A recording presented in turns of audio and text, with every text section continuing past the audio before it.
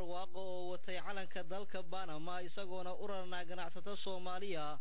oo alaabo kala duwan ka keensaday dalka dibadiisa hase ahaatee xilli uu ku sugnaa agagaarka dekedda weyn ee magaalada Muqdisho ayay weerar ku qaadeen kooxo burcadbadeed Soomaaliya oo watay laba doomood oo nooca dheereeya ah kuwa oo ay u suura gashay inay gudaha u galaan waxayna ku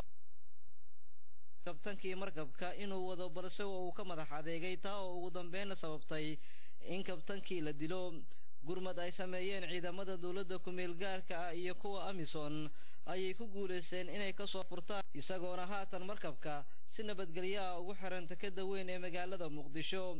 ciidamada ammaanka ee dekedda ayaa warfidiyeenada u diiday inay gudaha u galaan dekedda si loo helo faahfaahin dheeraad ah oo ku saabsan khasaarihii dhacay waxaa hakad ku jiray howlaha shaqo ee dekedda weyn ee